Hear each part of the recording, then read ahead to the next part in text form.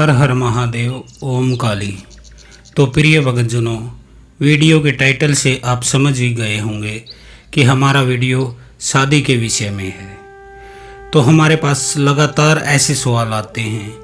आज भी कुछ सवाल आए हैं जिनको मैं इस एक वीडियो के माध्यम से पूरे करने की कोशिश करूंगा और आशा करता हूं कि आपको ये सारी चीज़ें समझ में आ जाएंगी और आप अपने घर पर रहकर ही अपनी समस्या का निवारण कर लोगे। तो ऐसे प्रश्न आए हैं मेरे पास। पहला प्रश्न है अनुराग जी का शिमला से, शादी नहीं हो रही है क्या करें। दूसरा प्रश्न मेरे पास आया है सुजाता जी का लुधियाना से, भाई की शादी नहीं हो रही क्या करें। एक प्रश्न आया है मेरे पास सीमा जी का जयपुर से कि मैरिज डिले हो जाता है, रीज़न बताइए। इसके अलावा एक प्रश्न मेरे पास आया है नीलिमा जी का, ये मुंबई से हैं कि मेरी शादी नहीं हो रही है क्या करें, तुरंत शादी के उपाय बताइए। अगला प्रश्न हमारे पास आया है सुरेश जी का दिल्ली से। सुरेश लिखते हैं कि विवाह में हो रही है देरी, तो कुछ आप बताइए। एक अन्य माई का प्रश्न आया है जो कि राजस्थान से हैं, जोधपुर से। वो कह रही हैं कि गुरुजी रिश्ते में भले ही देर हो जाए लेकिन हमें अच्छा रिश्ता चाहिए, तो उसका कोई उपाय बताइए। और नीलम जी का प्रश्न है उड़ीसा से, भुवनेश्वर से लिखती हैं शीघ्र शादी विवाह के लिए कोई मंत्र दीजिए। तो ये कुछ प्रश्न हैं जिनके आज मैं जवाब देने की कोशिश करूँगा, अतः आप ध्यान से इन बातों को सुनिएगा। मैं आपको विस्तार से बताऊंगा, इसलिए बड़े ध्यान से आपको सुनना है और आपको अनुभव करना है कि ये आपके जीवन में हो रहा है या नहीं हो रहा है। तो पहली बात, पहले बेटा बेटी की शादी नहीं होती, अड़चनें लगती रहती हैं, या तो कोई रिश्ता ही नहीं रिश्ता मिल जाता है तो मंगनी पर बात अटक जाती है, मंगनी हो जाती है तो शादी डिले हो जाती है। तो इस तरह की समस्याएं आपको होती हैं। शादी किसी तरह हो भी गई तो फिर संतान नहीं होती है। तो ये कुछ संकेत हैं, इन्हें आपको समझने की ज़रूरत है। ये संकेत हैं कि आपकी कुल देवी और कुल देवता आपसे नाराज़ हैं, आपसे रुष्ट हैं। कुल देवी की पूजा छोड़ने के कारण आपके पितर भी नाराज़ हो जाते हैं, क्योंकि आपके पितरों ने भी कभी उसी कुल देवी की पूजा की होगी और वह भी उसी परिवार में जन्मे थे जिसमें कि आप जन्मे हो।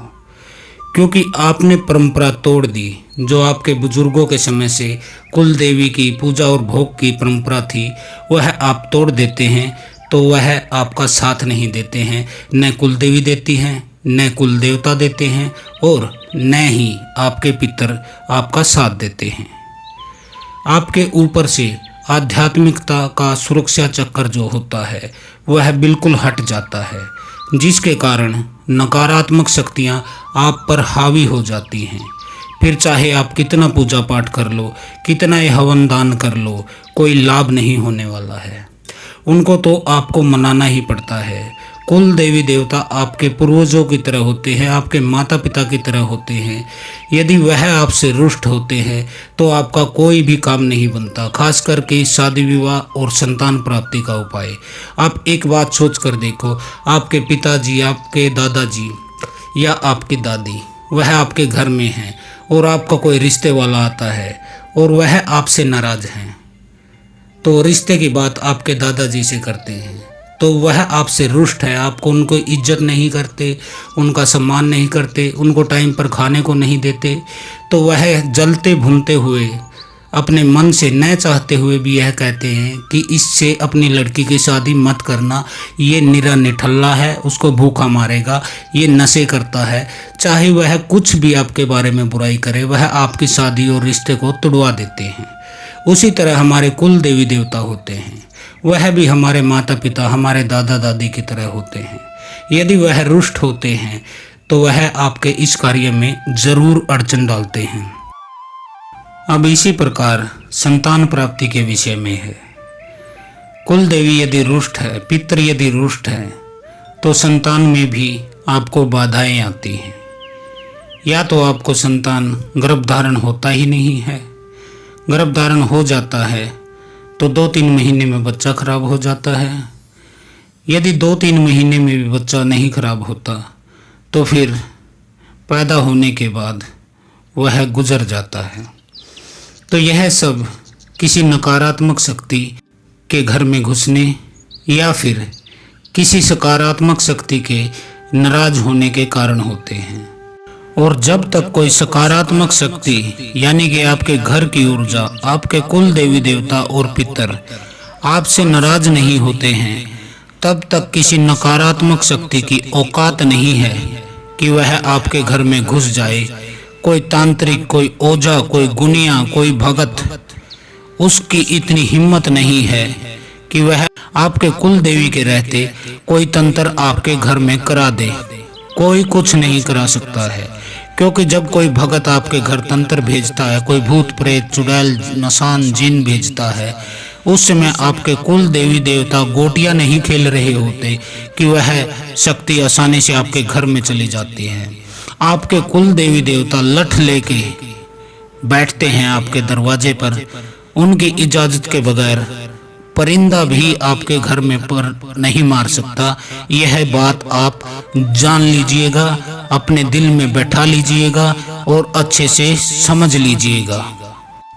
इसके लिए भी मैं एक उदाहरण आपको दे देता हूँ।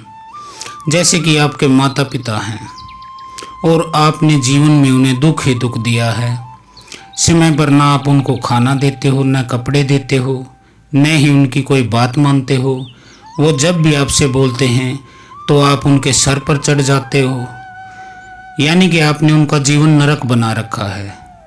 तो ऐसी स्थितियों में यदि आपके यहाँ संतान होती है और वह अपने दादा दादी के पास जाने लगती है, तो उनके दादा दादी जो कि आपके माता पिता हैं, वह आपकी वजह से उस संतान से भी मुंह फेर लेते हैं, क्योंकि वह सोचते हैं कि जब तेरा बाप ही हमारा न हुआ, वह हमारी इज्जत नहीं करता, कदर नहीं करता, तो तुम क्या करोगे? तुम तो सांप के सपोले हो। तो इस तरह से आपके रुष्ट माता पिता के मुंह से ये बोल निकलते हैं। यह गुस्से के कारण होता है, यह उस कष्ट के कारण होता है जो आपने उन्हें दिया है। इसी तरह आप कुल देवी देवता को समझ लीजिए, वह भी आपके माता पिता हैं। जब आप उनकी सेवा नहीं करते हो, उनको याद नहीं रखते हो, उनको भोग नहीं देते हो, उनकी पूजा नहीं करते हो, तो वह भी आपसे रुष्ट हो जाते हैं और आपको संतान पैदा ही नहीं होने देते। कई बार तो अधिक रुष्टता के कारण कुल देवी आपके वंश का ही नाश कर देती है, या आपका कुल चलने ही नहीं देती, या कुल को मिटा देती है। तो यह चीज़ें मैंने आपको उदाहरण सहित बताई। अब आप अपने मन में, अपने दिमाग में इनसे निर्णय लीजिएगा, इनको सोचिएगा, अच्छे से विचारिएगा और फिर कोई फैसला लीजिएगा। क्योंकि हम तो बाबा जी हैं, हम तो बोल देते हैं, लेकिन अनुभव आपको अपने जीवन में करना होगा। गुरु केवल मार्ग बताता है, चलना आपको ही पड़ता है। तो सोच समझ लीजिएगा, यदि मेरी बातें आपको सही लगे, फिट बैठे आपके जीवन पर, तो फिर आगे की वीडियो आप सुन सकते हैं और कोई समाधान तलाश कर सकते हैं। लेकिन आधुनिक समय के लोग इन बातों को मानते नहीं हैं और सारी उम्र दुख भोगते रहते हैं। जबकि मैं कहता हूँ कि कुल देवी देवता को आपको मनाना ही पड़ेगा, चाहे जो भी बात हो। तो आप जल्दी मनाएंगे तो जल्दी आप सुखी हो जाएंगे, आप लेट करोगे तो आप देर तक संकट से परेशान रहोगे। कुल देवी यदि आपने मना ली तो शादी विवाह और संतान प्राप्ति का संकट आपको कभी नहीं रहता है। शादी विवाह, रिश्ता बनवाने, प्यार प्रेम, इन सब में एक बात कॉमन है, ये करवाने में तीसरे व्यक्ति की 95% भूमिका होती है। तो आप देख लीजिए, जब कोई शादी विवाह होता है तो उसमें कोई ना कोई बिचौलिया होता है। वह बिचौलिया कोई भी हो सकता है, आपका कोई पारिवारिक सदस्य हो सकता है, कोई रिश्तेदार हो सकता है, कोई अड़ोसी पड़ोसी हो सकता है, आपका कोई मित्र हो सकता है। बहुत से लोगों को ये मिलता ही नहीं है। यह हमारे अनुभव में आया है, क्योंकि जो भी हमसे प्रश्न पूछते हैं तो हम थोड़ी बहुत उनसे जानकारी प्राप्त करते हैं, तो वह बताते हैं कि कोई बिचौलिया ही नहीं मिल रहा। इसके बाद आप क्या करते हो, आप किसी पंडित के पास जाते हो, वह आपको ग्रह दोष बता देता है।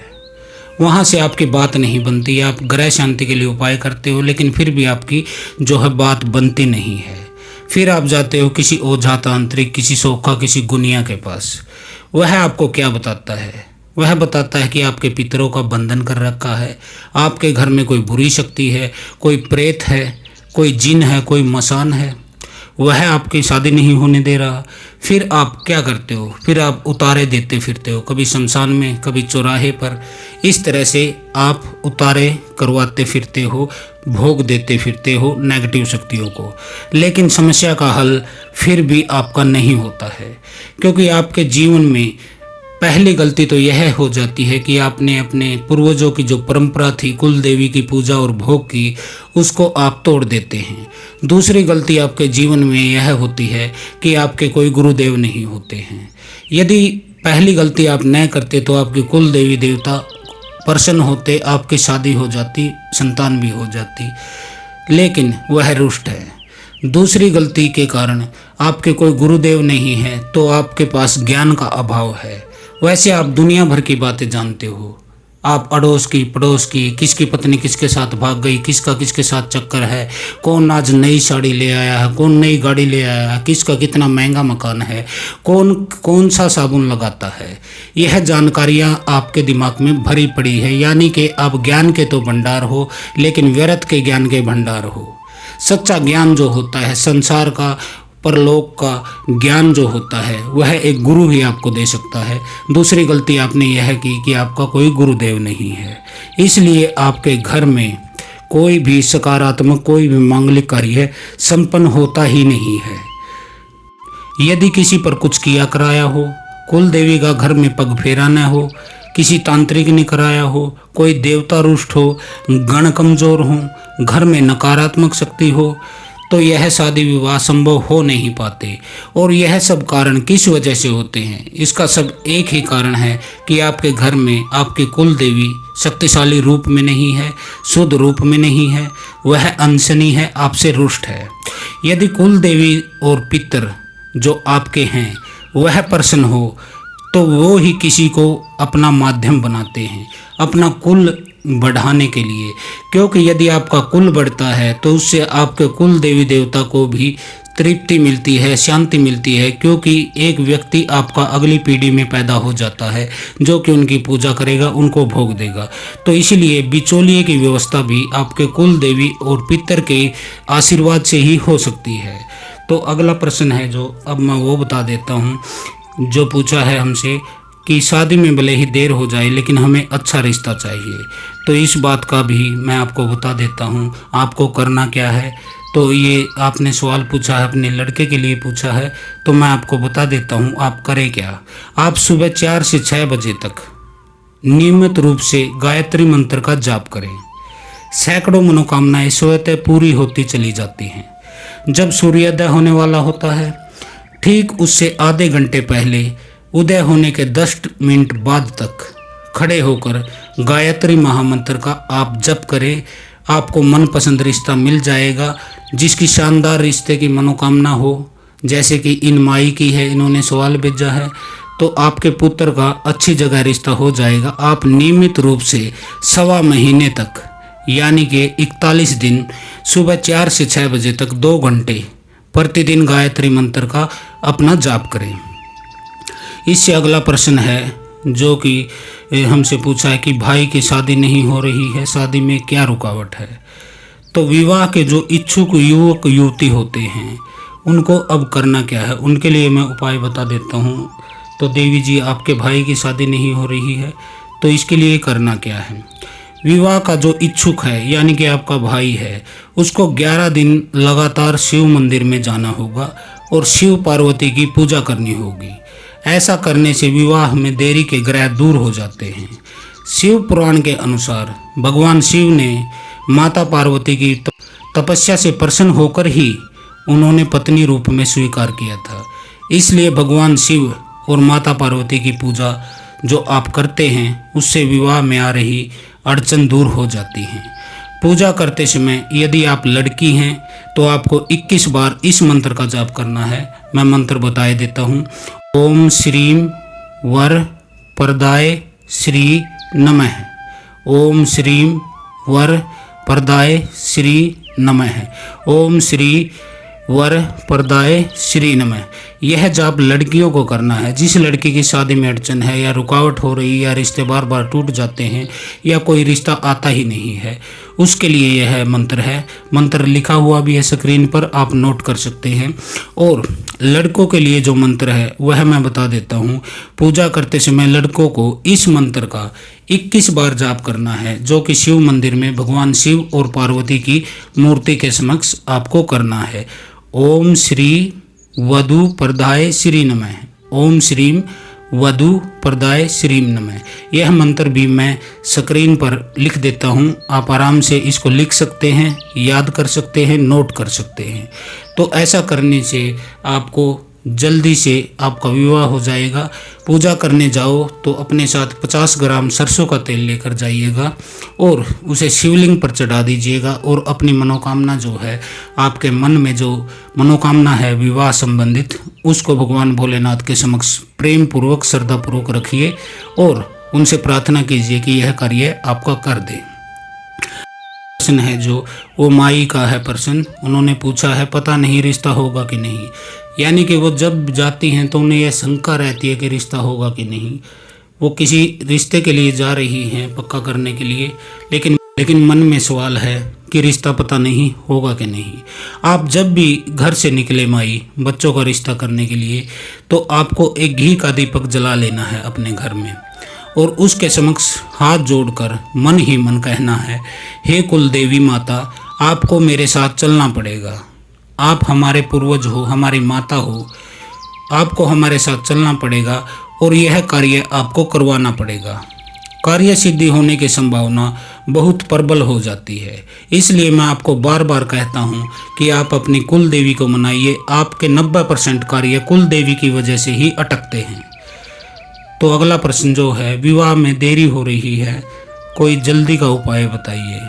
तो इसके लिए मैं बता देता हूँ आपको, विवाह की बाधा आपको दूर करनी है तो सोमवार के दिन 1.25 किलो चने की दाल भिगोकर गाय को खिलाइए और 1.25 लीटर कच्चा दूध शिव मंदिर में दान कीजिए। उसको चढ़ाना नहीं है, आपको सींचना नहीं है, सीधा उसको रखाना है थैली के रूप में या जिस चीज़ में लेके जाओ, और उसको कोई व्यक्ति यूज कर सके, कोई पंडित यूज करे या कोई गरीब व्यक्ति यूज करे।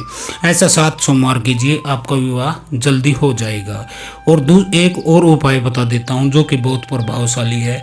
गुरुवार के दिन यानी कि थर्सडे को आपको वट वृक्ष के यानी कि बरगद का जो पेड़ होता है या फिर पीपल का पेड़ हो, केले का पेड़ हो, किस पेड़ के ऊपर आपको जल चढ़ाना है, भगवान विष्णु से प्रार्थना करनी है उनकी पूजा करने के उपरांत, और पीले वस्त्र आपको उस समय धारण करने चाहिए। उनसे प्रार्थना कीजिए कि मेरे विवाह संबंधित जो भी रुकावट है उसको दूर कीजिए। ऐसा आप 7 गुरुवार कीजिए तो आपको कामयाबी मिल जाएगी। और अब कुछ उपाय मैं ऐसे बता रहा हूँ जो कि प्रैक्टिकल करने के हैं। जो विवाह योग्य लड़का लड़की है आपके घर में, जिस पलंग पर वह सोता है उसके नीचे कबाड़ का सामान, लोहे की चीज़ें या फालतू का सामान नहीं रखना चाहिए। और कमरे की साफ सफाई पर विशेष ध्यान आपको रखना है। इस करने से आपके काम में आपको सिद्धि मिल सकती है। अगला जो उपाय है, प्रत्येक महीने की पूर्णिमा तिथि को वट वृक्ष की 7 परिक्रमा करनी चाहिए। उस व्यक्ति को करनी चाहिए जिसकी के शादी नहीं हो रही। वट वृक्ष की पूजा जरूर करें और 7 बार बरगद के तनों पर कलावा बांध दीजिए। उसको आप लपेटकर बरगद के चारों तरफ कलावे को और हाथ जोड़कर अपनी इच्छा बताइए और अपनी मनोकामना जो है उसकी पूर्ति के लिए आशीर्वाद मांगिए। लेकिन जो मेन उपाय है, यह सब उपाय मैंने बता दिया आपको, लेकिन जो मुख्य उपाय है वह है आपकी कुल देवी की प्रसन्नता। तो कुल देवी को यदि आपको प्रसन्न करना है तो उसके लिए हमने वीडियो डाला हुआ है, आप हमारे प्लेलिस्ट में जा सकते हैं और तंत्र सूत्र के नाम से प्लेलिस्ट है, उसमें आपको कुल देवी के बारे में वीडियो काफ़ी मिल जाएंगी, जिसमें उनकी प्रसन्नता के, नाराज़गी के सभी कारण बताए गए हैं। उनसे क्या लाभ होते हैं, क्या हानि होती है, वह भी बताया गया है और उनको मनाए कैसे यह भी बताया गया है। तो आप वो वीडियो देखकर अपनी कुल देवी को प्रसन्न कर सकते हैं।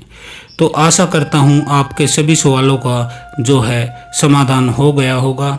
शादी नहीं हो गई तो क्या करें, भाई की शादी नहीं हो रही, मैरिज डिले होती है, रीज़न क्या है, मेरी शादी क्यों नहीं हो रही, तुरंत शादी के लिए उपाय, विवाह में हो रही है देरी, अच्छे रिश्ते के लिए उपाय और शीघ्र विवाह का मंत्र। तो यह सवाल थे, मैंने सबके उत्तर दे दिए हैं। यदि अब भी आपके मन में कोई शंका है, कोई सवाल है, कोई चीज़ आपको पूछनी है तो आप मुझे व्हाट्सएप पर पूछ सकते हैं, मैं आपको तुरंत जवाब दूंगा। तो आज के लिए इतना ही। हर हर महादेव, ओम काली।